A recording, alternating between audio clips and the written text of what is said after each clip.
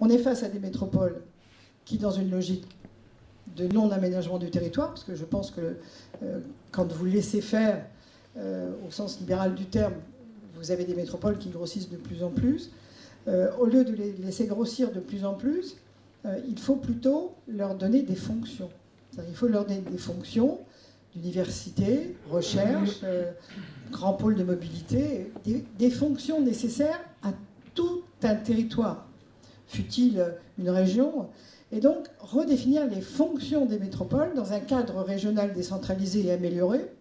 On aurait voulu aller beaucoup plus loin, mais je vais vous expliquer pourquoi. Mais d'abord par les fonctions, et non pas boîte dans lequel on entasse des gens, et de plus en plus de gens.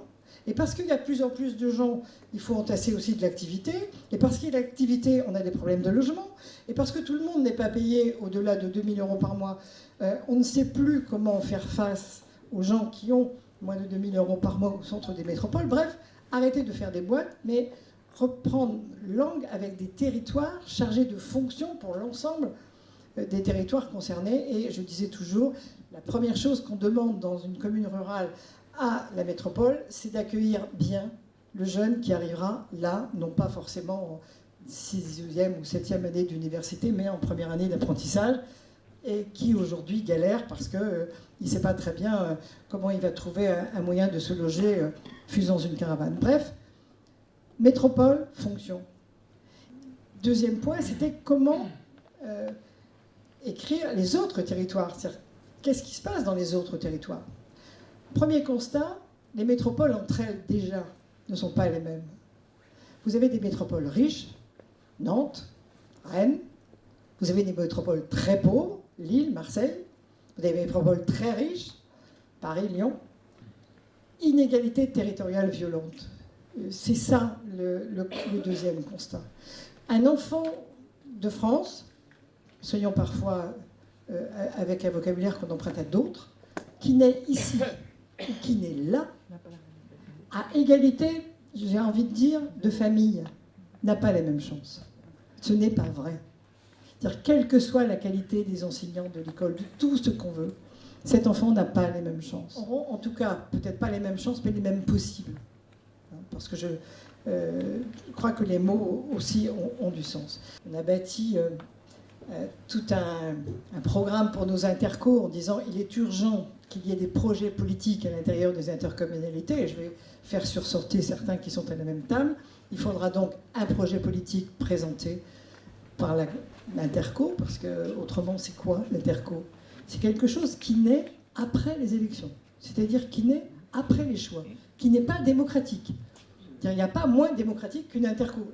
Mais on a au moins au niveau des intercos une vraie discussion de territoire où on va pouvoir parler de tout le monde. Non pas de ce que je vais donner aux vieux, ce que je vais donner aux petits, ce que je vais donner aux moyens.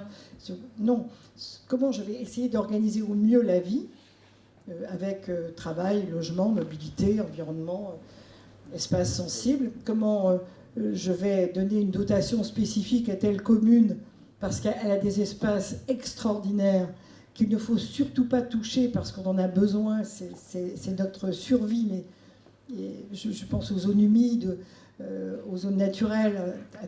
Comment on peut dire avoir une zone humide génère une recette, ce qui n'est pas le cas aujourd'hui. Avoir une NDS génère une recette. Avoir de la terre agricole protégée génère une recette. C'est-à-dire comment on peut se poser toute cette question de DSC, certains connaissent, c'est-à-dire la dotation qu'on donne aux communes pour leurs propres projets, en fonction des espaces qui sont des espaces qui, entre guillemets, permettez-moi de le dire au sens fiscal, ne rapportent rien, mais qui sont à protéger absolument. Intercommunalité pour discuter de tout cela. Organisation, par exemple, comment je m'oppose à cette folie actuelle, je fais anecdote, tant pis, de ces boulangeries qui font d'excellents pains aujourd'hui dans des chaînes qui s'installent toutes à la périphérie. Ce qui veut dire que tout le monde ira en voiture chercher son pain le matin. C'est folie. Comment on peut travailler ensemble pour éviter ces folies de créer? Parce qu'en droit aujourd'hui, on ne peut pas le faire. Donc on a besoin d'avoir des territoires suffisamment organisés pour que on aille jusqu'au Parlement pour dire il faut qu'on puisse légiférer sur la localisation des activités qui requièrent de la mobilité personnelle, des choses de ce type. Ça, et ce que vous faites en posant la question du territoire, c'est déjà une première forme d'organisation. Donc, le sujet, c'est comment on peut réécrire maintenant des vies territoriales avec aussi peu de textes que ceux qu'on a, mais en utilisant les textes que nous avons quand même pour nous organiser. Donc, il y a des vraies questions, des vrais enjeux. Ce sont des questions profondément politiques.